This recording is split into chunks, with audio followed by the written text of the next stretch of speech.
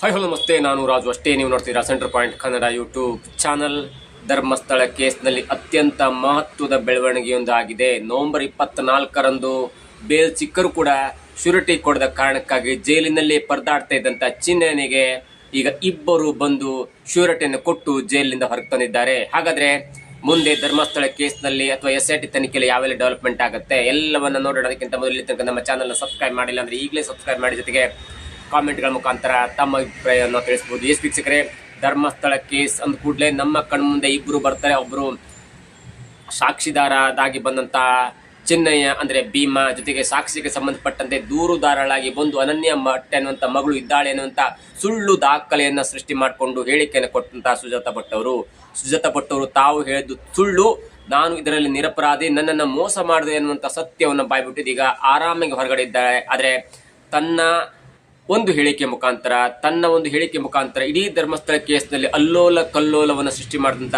Chinnaiah November 24ರಂದು ಅವರಿಗೆ bale ಸಿಕ್ಕರು ಕೂಡ, ಅಂದರೆ ಆಗಸ್ಟ್ 24ರಂದು ಅವರಿಗೆ ನ್ಯಾಯಾಂಗ ಬಂಧನ ಆಯಿತು. ಅದಾದ ನಂತರ ಶಿವಮೊಗ್ಗ ಜೈಲಿನಲ್ಲಿ ಅವರು ಕೂರಿಸಲಾಯಿತು. ಅದಾದ ನಂತರ ವಾದ ವಿವಾದ, ಬೇಲ್ ಅರ್ಜಿ ಎಲ್ಲ ಆದ ನಂತರ ಈಗ ನವೆಂಬರ್ 24ಕ್ಕೆ ಮಂಗಳೂರಿನ ನ್ಯಾಯಾಲಯ ಚಿನ್ನಯ್ಯಗೆ ಜಾಮೀನು ಕೊಟ್ಟರು ಕೂಡ ಚಿನ್ನಯ್ಯನಿಗೆ ಬಿಡಿಸ್ಕೊಂಡು ಬರಲಿಕ್ಕೆ ಶ್ಯೂರಿಟಿ ಸಿಗದ ಕಾರಣ ಸರಿಸುಮಾರು ಒಂದು 25-30 ದಿನಗಳ ಕಾಲ ಅವರು ಜೈಲಿನಲ್ಲಿ ಇರಬೇಕಂತ ಪರಿಸ್ಥಿತಿ ಬಂತು. ಕೊನೆಯದಾಗಿ ನಿನ್ನೆ ಚಿನ್ನಯ್ಯನಿಗೆ ಅವರ ಪತ್ನಿಯಾದಂಥ ಮಲೇಕ ಮತ್ತು ಸಹೋದರಿ ರತ್ನ ಅವರು ಬೆಳ್ತಂಗಡಿಯ ನ್ಯಾಯಾಲಯಕ್ಕೆ ಶ್ಯೂರಿಟಿ ಕೊಟ್ಟ ಕಾರಣ, ಅಂದರೆ ಅವರು ಕೊಟ್ಟದ್ದು ಬೇರೆ ಮುಖಾಂತರ ಕೊಡಿಸಿರೋದು ಕೂಡ ಈಗ ಮಾಹಿತಿ ಹೊರಗೆ ಬರಬೇಕಾಗಿದೆ. ಆದರೆ ತನ್ನ ಪತಿಗೆ ಹೆಲ್ಪ್ ಮಾಡಬೇಕನ್ನುವಂಥ ದೃಷ್ಟಿಯಲ್ಲಿ ಮತ್ತು ತನ್ನ ಪತಿಯನ್ನ ಕರ್ಕೊಂಡು ಬರ್ಬೇಕು ಹೊರಗಡೆ ಅನ್ನುವಂಥ ದೃಷ್ಟಿಯಲ್ಲಿ ತುಂಬಾ ಶ್ರಮ ಪಟ್ಟಂತ ಮಲ್ಲಿಕಾ ಮತ್ತು ಅವರ ಸಹೋದರಿಯಾದಂಥ ರತ್ನ ಇದೀಗ ಬೆಳ್ತಂಗಡಿಯ ನ್ಯಾಯಾಲಯಕ್ಕೆ ₹1,00,000 ಬಾಂಡ್ ಮತ್ತು ಇಬ್ಬರು ಶ್ಯೂರಿಟಿಯನ್ನು ಕೊಟ್ಟು ಇದೀಗ ಬೆಳ್ತಂಗಡಿಯ ನ್ಯಾಯಾಲಯಕ್ಕೆ ಸಲ್ಲಿಕೆಯಾಗಿ ಅದಾದ ನಂತರ ಅವರು ಶಿವಮೊಗ್ಗ ಜೈಲಿಗೆ ಪ್ರಯಾಣವನ್ನು ಬೆಳೆಸಿ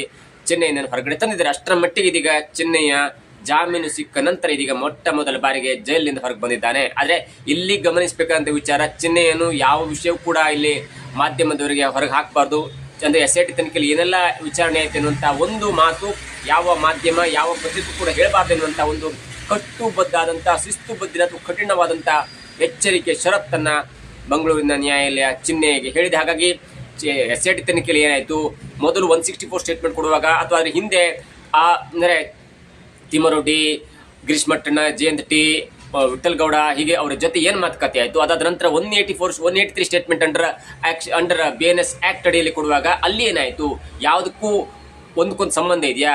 ಮೊದಲ ಬಾರಿಗೆ ಕೊಟ್ಟಂತ 164 ಸ್ಟೇಟ್ಮೆಂಟ್ ಈ ತಿಮ್ಮರೊಡ್ಡಿಯವರ ಅಥವಾ ಗಿರೀಶ್ ಮಟ್ಟಣ್ಣನ ಒತ್ತಾಯಕ್ಕೆ ನೀವು ಕೊಟ್ರ, ಅಥವಾ 183 ಸ್ಟೇಟ್ಮೆಂಟ್ ಕೊಡುವಾಗ ಪೊಲೀಸರ ಒತ್ತಾಯಕ್ಕೆ ಮಾಡಿದ್ರು ಹಾಗೆ ಉಲ್ಟಾ ಹೊಡೆದ್ರ? ಎಲ್ಲವೂ ಕೂಡ ಚೆನ್ನೈನಿಗೆ ಮಾತ್ರ ಗೊತ್ತಿದೆ. ಹಾಗಾಗಿ ಆ ವಿಚಾರವನ್ನ SIT ತನಿಖೆ ಆಗ್ತಿರುವಂತ ಹಿನ್ನೆಲೆಯಲ್ಲಿ ನೀವು ಯಾವುದೂ ಕೊಡಬಾರ್ದು, ತೀರ್ಪು ಬಂದ ನಂತರ ಬೇಕಾದ್ರೆ ನೀವು ಏನಾದ್ರು ಕೊಟ್ಕೊಳ್ಳಿ. ಅದು ಸದ್ಯದ ಮಟ್ಟಿಗೆ ಈ ಜಾಮೀನು ಸಿಕ್ಕ ವಿಚಾರ ಮತ್ತು SIT ಆದಂಥ ಬೆಳವಣಿಗೆ, SIT ಆದಂಥ ತನಿಖೆ ಬಗ್ಗೆ ಏನೂ ಕೂಡ ಮಾತನಾಡಬಾರ್ದು ಅಂತ ಎನ್ನುವಂಥ ಒಂದು ಷರತ್ತನ್ನ ಕೊಟ್ಟಿದೆ. ಒಂದು ವೇಳೆ ಷರತ್ತನ್ನು ಮುರಿದ್ರೆ ಮತ್ತೆ ಚೆನ್ನೈನ ಜೈಲು ಪಾಲು ಮಾಡುವಂತ ಎಲ್ಲ ಅಧಿಕಾರ ಕೂಡ ನ್ಯಾಯಾಲಯಕ್ಕೆ ಇರುತ್ತೆ. ಇದು ಒಂದು ಹಂತ. ಆದ್ರೆ ಮುಂದೆ SIT ತಂಡ ಯಾವಾಗ ಕಂಪ್ಲೀಟ್ ಚಾರ್ಜ್ ಶೀಟ್ ಅನ್ನು ಸಲ್ಲಿಸುತ್ತೆ, ಈಗಾಗಲೇ ಕೆಲವೊಂದು ಮಾಹಿತಿಯ ಪ್ರಕಾರ ಐಸೋಟೋಪ್ ಎನ್ನುವಂಥ ಒಂದು ಟೆಕ್ನಾಲಜಿನ ಉಪಯೋಗಿಸಿಕೊಂಡು ಅಲ್ಲಿ ಅಲ್ಲಿ ಸಿಕ್ಕಂತ ಬಂಗ್ಲಾಗುಡ್ಡಲ್ಲಿ ಸಿಕ್ಕಂತ ಒಂದು ಪಳುವಳಿಕೆ ಯಾವ ಭಾಗಕ್ಕೆ ಸೇರಿದ್ದು, ಅಂದ್ರೆ geographical origin of that body ಇದೆಯಲ್ಲ, ಅಂದ್ರೆ ಅಲ್ಲಿ ಸಿಕ್ಕಂತ ತಲೆಬುರುಡೆ ಇರ್ಬೋದು, ಮೂಳೆಗಳಿರ್ಬೋದು, ಅವು ಯಾವ ಭಾಗಕ್ಕೆ ಸೇರಿದ್ದು, ಅವು ಕರಾವಳಿ ಭಾಗಕ್ಕೆ ಸೇರಿದ್ದ, ಅಥವಾ ಆ ದೇಹಗಳು ಉತ್ತರ ಕರ್ನಾಟಕ ಭಾಗಕ್ಕೆ ಸೇರಿದ್ದ, ಅಥವಾ ಆ ಪಳುವಳಿಕೆಗಳು ದಕ್ಷಿಣ ಕರ್ನಾಟಕಕ್ಕೆ ಸೇರಿದೆ ಅನ್ನುವಂಥ ಮಾಹಿತಿಯನ್ನು ಕಲೆ ಹಾಕೊಂಡಿಟ್ಟಿದ್ದಲ್ಲಿ SIT ಕೂಡ ಒಂದು ಐಸೋಟೋಪ್ ಟೆಕ್ನಾಲಜಿಯನ್ನು ಬಳಸಿಕೊಂಡು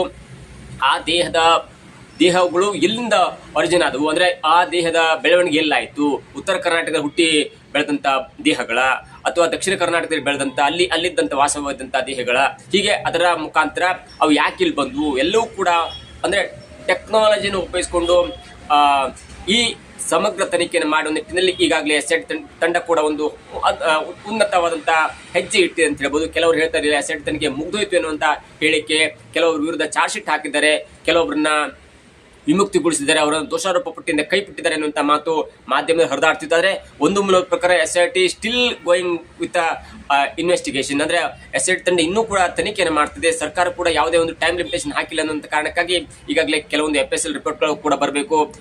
ಕೆಲವೊಂದು ಮಾಹಿತಿ ಪ್ರಕಾರ ಐಸೋಟೋಪ್ ಎನ್ನುವಂತ ಒಂದು ಟೆಕ್ನಾಲಜಿ ಉಪಯೋಗಿಸಿಕೊಂಡು ಆ ಜಿಯೋಗ್ರಫಿಕಲಿ ಆ ಯಾವ ದೇಹ ಚಿಕ್ಕಂತ ದೇಹ ಮೂಳೆ ಯಾವ ಭಾಗದಲ್ಲಿ ಅವು ಬೆಳವಣಿಗೆ ಆದವು ಅಥವಾ ಹುಟ್ಟಿ ಬೆಳೆದಂತವು ಎನ್ನುವಂತ ಒಂದು ಟೆಕ್ನಾಲಜಿ ಮುಖಾಂತರ, ಅದರಲ್ಲೂ ಮುಖ್ಯವಾಗಿ ಆ ಪಳುವಳಿಕೆ ಸಿಕ್ಕಂತ ತಲೆಬುರುಡೆ ಸಿಕ್ಕಂತ ಆ ಹಲ್ಲು ಇದೆಯಾ, ಆ ಹಲ್ಲಿನ ಟೆಸ್ಟ್ ಅನ್ನು ಮಾಡಿಕೊಂಡು ಅದು ವೆಜ್, ಆ ದೇಹ ವೆಜ್ಜಿನ ಒಂದು ಆಹಾರವನ್ನು ಪ್ರಕ್ರಿಯೆ ಇತ್ತ ಅಥವಾ ನಾನ್ ವೆಜ್ ತಿಂತಿತ್ತ, ನಾನ್ ವೆಜ್ ತಿಂದರೆ ಯಾವ ಮಾಂಸ ಅಂದರೆ ಮೀನು ತಿಂತಿತ್ತ, ಚಿಕನ್ ತಿಂತಿತ್ತ, ಹೀಗೆ ಆ ಎಲ್ಲವೂ ಕೂಡ ಹಲ್ಲಿನಲ್ಲಿ ಅತ್ಯಂತ ಉನ್ನತವಾದಂಥ ಸಾಕ್ಷಿ ಸಿಗುತ್ತೆ ಅನ್ನುವಂಥ ಒಂದು ಟೆಕ್ನಾಲಜಿ, ಇದು ಐಸೋಟೋಪ್ ಟೆಕ್ನಾಲಜಿ ಅಂತ ಹೇಳ್ತಾರೆ. ಆ ಮುಖಾಂತರ ಆ ದೇಹ ಉತ್ತರ ಕರ್ನಾಟಕದ ರೊಟ್ಟಿ ತಿಂತಿತ್ತ, ಆ ದೇಹ ದಕ್ಷಿಣ ಕರ್ನಾಟಕದಲ್ಲಾಗಿತ್ತ, ಆ ದೇಹ ಉತ್ತರ ಭಾರತದಾಗಿತ್ತ, ಎಲ್ಲವೂ ಕೂಡ ಅರ್ಥ ಆಗುತ್ತೆ ಅನ್ನೋ ದೃಷ್ಟಿಯಲ್ಲಿ ಬಂಗ್ಲೆ ಗುಡ್ಡದಲ್ಲಿ ಸಿಕ್ಕಂತ ತಲೆಬುರುಡೆ ಮತ್ತು ಭೀಮ ತಂದುಕೊಟ್ಟಂತ ತಲೆಬುರುಡೆ ಇದೆಯಲ್ಲ, ಆ ತಲೆಬುರುಡೆ ಹಲ್ಲಿನ ಟೆಸ್ಟ್ ಅನ್ನ ಮಾಡೋ ಮುಖಾಂತರ, ಐಸೋಟೋಪ್ ಟೆಕ್ನಾಲಜಿಯನ್ನು ಮಾಡೋ ಮುಖಾಂತರ ಆ ಬುರುಡೆ ಯಾವ ಏರಿಯಾಕ್ಕೆ ಸಂಬಂಧಪಟ್ಟದ್ದು ಎನ್ನುವಂತ ಒಂದು ಮಹತ್ತರವಾದಂತಹ ವಿಚಾರನ ಕಲೆ ಹಾಕುವ ನಿಟ್ಟಿನಲ್ಲಿ ಇದೀಗ doctor Pranab Mohanty SIT head ಆಗಿರುವಂತಹ ಒಂದು ಮುಖ್ಯವಾದ ಟೆಕ್ನಾಲಜಿ ಮೊರೆ ಹೋಗಿದ್ದಾರೆ ಅನ್ನುವಂಥ ಮಾಹಿತಿ ಕೂಡ ಸಿಗ್ತಾ ಇದೆ. ಇದರ ಮಧ್ಯೆ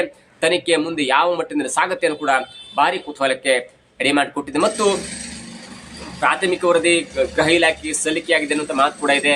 ಮತ್ತೊಂದು ಕಡೆ ಬೆಳ್ತಂಗಡಿ ನ್ಯಾಯಾಲಯಕ್ಕೆ ಕೂಡ ಪ್ರಾಥಮಿಕ ವರದಿ ಸಲ್ಲಿಕೆಯಾಗಿದೆ ಅಂತ ಮಾತು ಕೂಡ ಇದೆ. ಆದರೆ ಅಂತಿಮ ವರದಿಯಲ್ಲಿ ಯಾರ ಮೇಲೆ ಆರೋಪ ಇದೆ, ಯಾರನ್ನ ಆರೋಪಿಯನ್ನಾಗಿ ಮಾಡ್ತಾರೆ ಎಲ್ಲವೂ ಕೂಡ ಇದೀಗ ಸದ್ಯವೇ ತಿಳಿದು ಬರಬೇಕಾಗಿದೆ.